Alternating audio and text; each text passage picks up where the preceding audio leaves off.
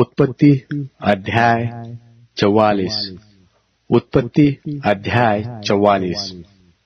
तब उसने अपने घर के अधिकारी को आज्ञा दी कि इन मनुष्यों के बोरों में जितनी भोजन वस्तु समा सके उतनी भर दे और एक एक जन के रुपयों को उनके बोरे के मुंह पर रख दे, और मेरा चांदी का कटोरा छोटे के बोरे के मुंह पर उसके अन्न के रुपये के साथ रख दे। यूसुफ की इस आज्ञा के अनुसार उसने किया। बिहान को भोर होते ही वे मनुष्य अपने गधों समेत विदा किए गए।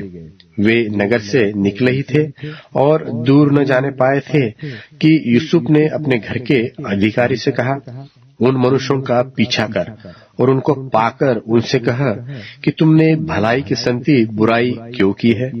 क्या यह वह वस्तु नहीं जिसमें मेरा स्वामी पीता है और जिससे वह शकुन भी विचार करता है?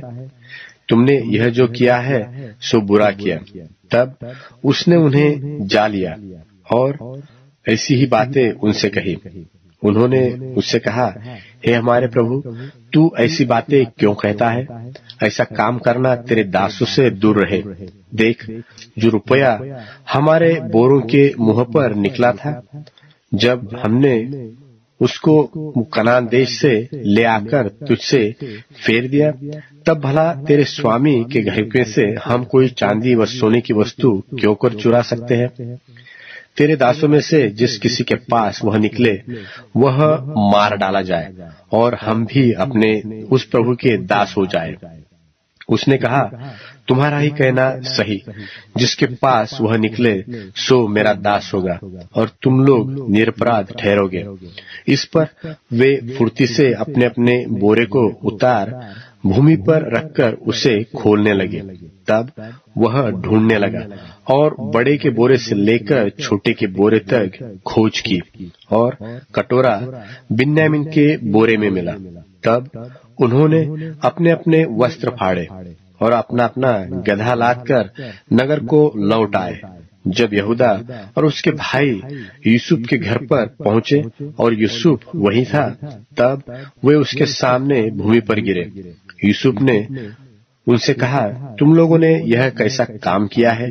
क्या तुम न जानते थे कि मुझसा मनुष्य शकुन विचार सकता है? यहूदा ने कहा, हम लोग अपने प्रभु से क्या कहे? हम क्या कहकर अपने को निर्दोषी ठहराए? परमेश्वर ने तेरे दासों के अधर्म को पकड़ लिया है, हम और जिसके पास कटोरा निकला वह भी, हम सब के सब अपने प्रभु के दास ही है। उसने कहा, ऐसा करना मुझसे दूर रहे। जिस जन के पास कटोरा निकलता है वही मेरा दास होगा, और तुम लोग अपने पिता के पास कुशल क्षेम से चले जाओ। तब यहूदा उसके पास जाकर कहने लगा, हे मेरे प्रभु, तेरे दास को अपने प्रभु से एक बात कहने की आज्ञा हो और तेरा कोप तेरे दास पर न भड़के। तू तो फिरौन के तुल्य है। मेरे प्रभु ने अपने दासों से पूछा कि क्या तुम्हारे पिता व भाई है?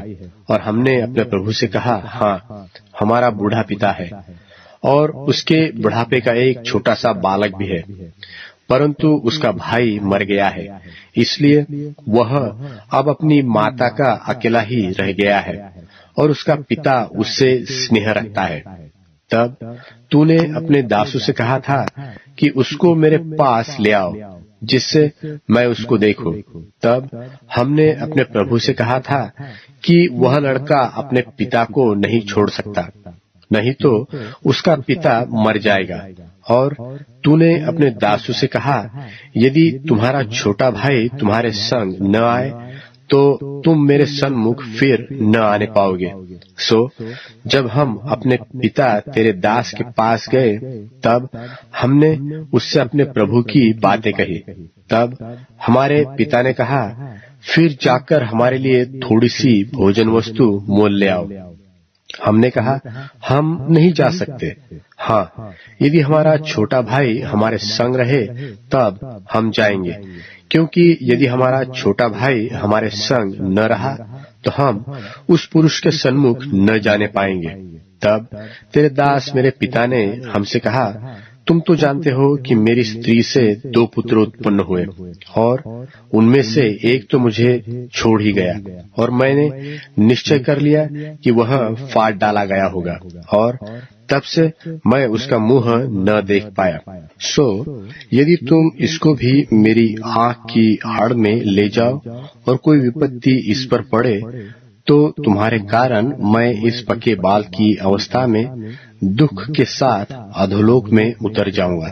सो जब मैं अपने पिता तेरे दास के पास पहुंचूं और यह लड़का संग न रहे, तब उसका प्राण जो इसी पर अटका रहता है, इस कारण यह देख के कि लड़का नहीं है, वह तुरंत ही मर जाएगा।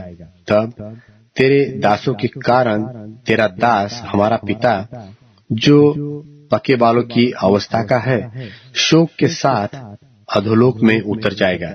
फिर तेरा दास अपने पिता के यहाँ यह कह के इस लड़के का जामीन हुआ है कि यदि मैं इसको तेरे पास न पहुंचा दूं, तब तो मैं सदा के लिए तेरा अपराधी ठहरूंगा। सो अब तेरा दास इस लड़के की संति अपने प्रभु का दास होकर रहने की आज्ञा पाए और यह लड़का अपने भाइयों के संग जाने दिया जाए, क्योंकि लड़के के बिना संग रहे मैं क्यों कर अपने पिता के पास जा सकूंगा। ऐसा न हो कि मेरे पिता पर जो दुख पड़ेगा वह मुझे देखना पड़े।